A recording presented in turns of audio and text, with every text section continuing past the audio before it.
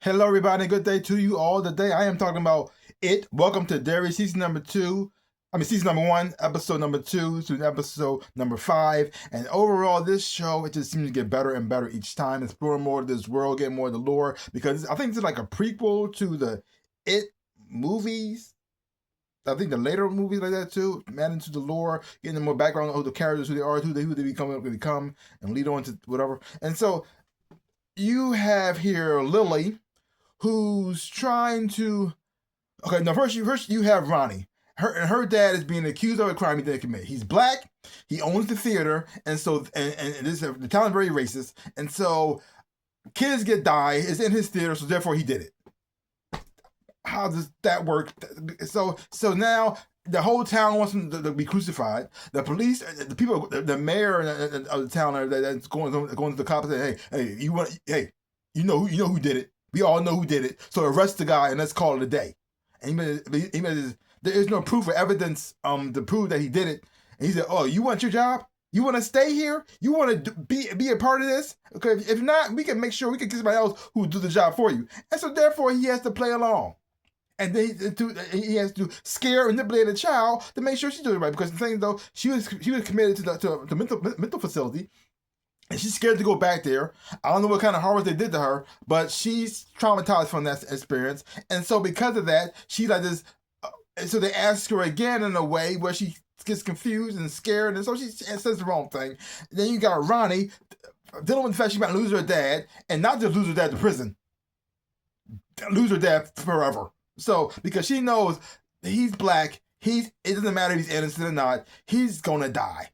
He's going to die. He's going to die. And then you have her father. He can free himself, but from the crime, because he didn't do it. We all know he didn't do it. And then you find out he had an affair with a white woman. Not a white woman, a married woman. So either way, he's going to die. So I don't know what's better. If I tell the truth, I'm going to die because of that. If I don't tell the truth, I'm going to die because of that. So he's in a lose-lose situation. He's in. He's done with that. We also got the whole thing going on here with now you got the Air Force guy Leroy. I think he's a captain or something like that too, or a lieutenant. He's something. He's up there. He's an officer. And so he's hired to do this job, but not given the details. He doesn't exactly know what's going on, what's happening, what they're looking for, but he's a part of it. And so he got that situation.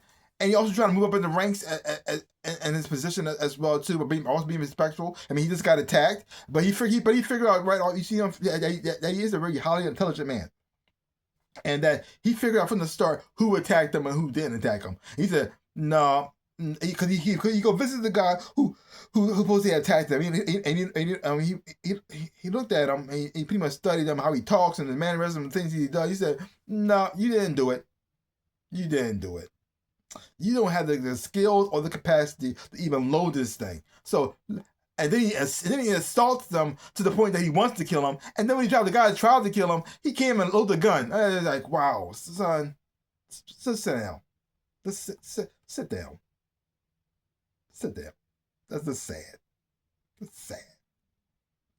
So you see his intelligence there. You also see the relationship he has with his wife as well too. His wife was a history teacher, also very smart as well.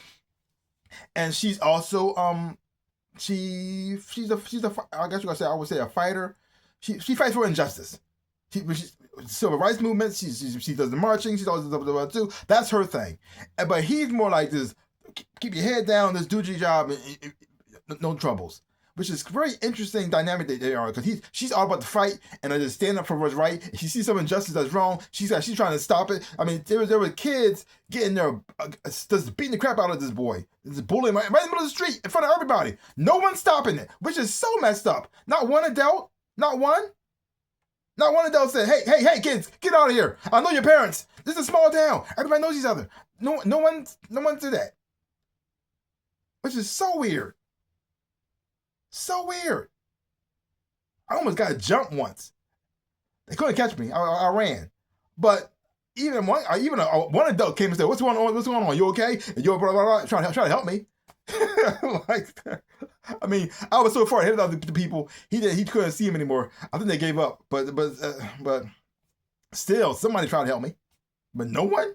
And the only thing they can say, boys will be boys. Like, no. It's like seeing that everybody's there is horrible. And you got that bullying going on. You also got the bullying going on inside the school with Lily and her best friend Marge. Now Marge is one of those girls who looks up to the pretty girl, wants to be her, wants to be around her, and she thinks if she's around her, she'll be considered pretty herself, and then she'll get the boys herself, and then everybody will like her. But her best friend was sent to the mental asylum, and so everybody thinks she's a nutball too, and so therefore she can't have that status. I can't be like that, and so because of her fears and stuff like that too, she kisses up to the bully, the mean girl, even though it hurts her on the inside, and she sees how she treats her friends as well too, and she's like this because she's so desperate to be one of the cool kids, so desperate to be liked by everybody, by the wrong people. It's so sad when it happens. Oh, it's so sad. Like, have respect for yourself of anything. Can you do that? That going it. And then you have Will. Will's new to the school now. He's still a little rough. And bad enough he's black. He's a black kid. And he's also very, very smart and very intelligent because one of the teachers was trying to be smart with him, trying to put in his face. And when he asked her a question, but in an intelligent way about a subject matter, and it even shocked her. She didn't even know how to respond to it. She was just like, just sit down. Or I'm gonna write you up like shit. With somebody, you could tell with somebody like he felt like it looked like he was smarter than the teacher in that moment. Even she didn't know how to respond to that. Like, I was like, what? She's so used to teaching these kids who most likely probably stupid, and so you see somebody actually intelligent question you back. But not he wasn't disrespectful. He wasn't mean about it. He wasn't smug either. He's very humble.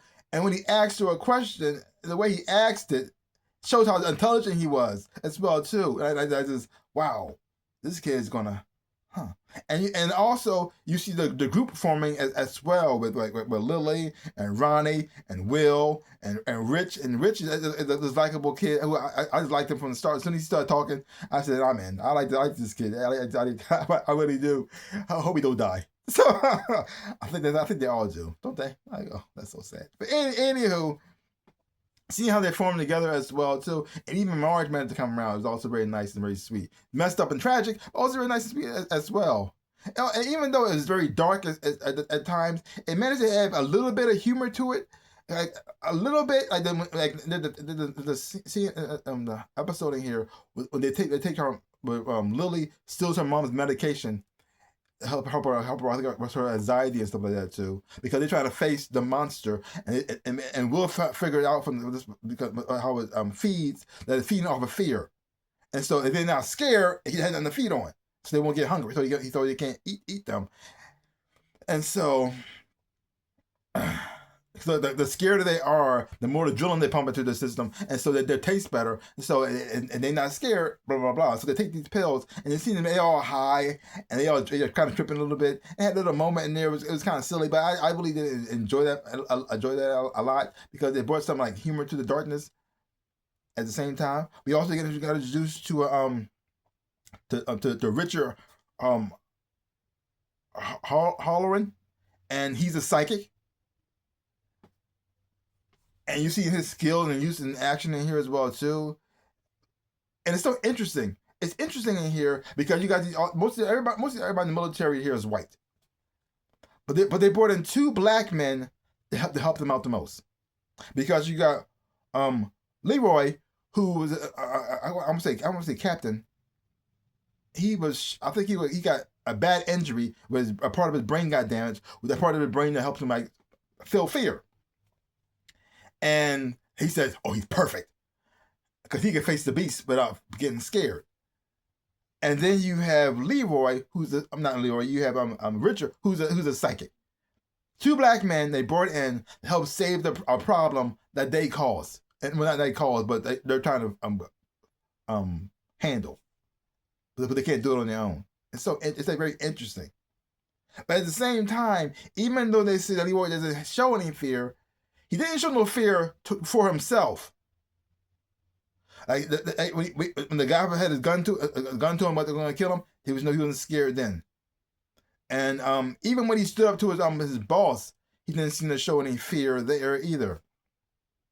The only time you see him actually get scared when he thought his son Will was hurt, and when he thought his wife was hurt, and he almost thought and when he killed his best friend, that's when he saw like fear for the first time. And also when he was in that cave, he saw fear. So even though they say he doesn't have fear, I don't know.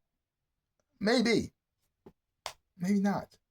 But I'm enjoying the storyline so far as well too. The special effects and the graphics in here are very creepy and really messed up. It's very trippy, especially when you see these children going through the stuff they're going through as well too. Especially when you had the scene with Marge, and because it showed something earlier with worms affecting like a snail and made the eyes bug out, and so she was freaking out about that. But then that scene that come back around to her and seeing her eyes just stick out of her head, and it was like this weird. This show has it's very creepy. But the effects that they show in here as well. You also get more backstory on the general as well too, and his connection he has to the monster, and also relationship he has with this Native American woman as well. And also seeing why Derry is not more investigated that much, and because it has this thing about it, like as soon as you leave Derry, as you're gone for a while, you just forget about it. So it keeps people from coming back. Who let's say I'm gonna get help, and they go away. That's just what happened. What Derry? You don't remember nothing about it, and it just fades away from your mind. And so therefore, nobody gets help. Everybody just stays there. The thing is though, the adults have to know what's going on, right? There's so many kids missing and going away. Nobody's doing anything about it. That's the only part I don't understand. Like nobody's trying to investigate. No one's trying to really figure it out. They just put another sign. Another kid missing. Oh well, this sad tragedy of life. Does Derry make everybody just complacent? That's what it does. Is the monster exactly messing with everybody in the adult's mind? Is it making them like just don't care? Don't bother to do anything. That's why nobody stands up. With the adults, slowly, if you stay there for too long, you just accept everything for what it is. You see a kid getting beat up in the middle of the street, nobody does anything. Kids go missing. Oh well, it's just sad. That's what's happening here. Does he affect? He makes kids scared and fearful, so he can feed on, so he can eat them. He makes adults complacent and just like don't care about nothing, so they don't bother to do anything. But only time they actually showed any type of feeling or emotion when they were being racist. I just, wow. Even then, we can't even catch a break. Like, that sucks. Like, good Lord. Like, wow.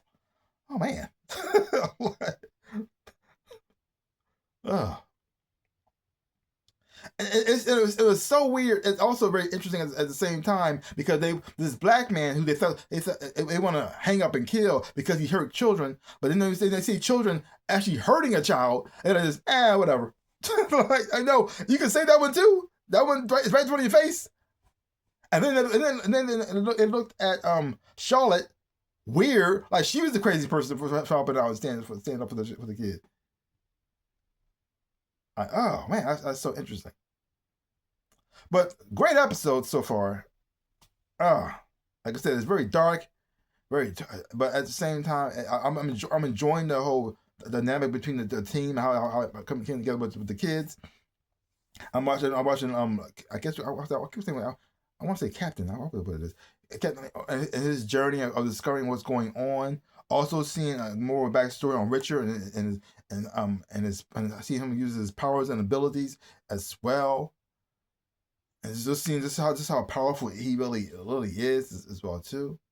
And get even more allure on it himself and where he comes from and how he came from space and how he got out and everything as well. So far so good. I'm enjoying the show. If you haven't watched it, so check it out for yourself. Hopefully you watch it, you will enjoy having watching it too. Give my channel a like, hit the thumbs up, shaboop, and subscribe to my channel and share. I really would appreciate it. Also, links down below. Next, my social media, you want to follow me there. Also to my store, both something with shirts and socks, everything else and whatnot.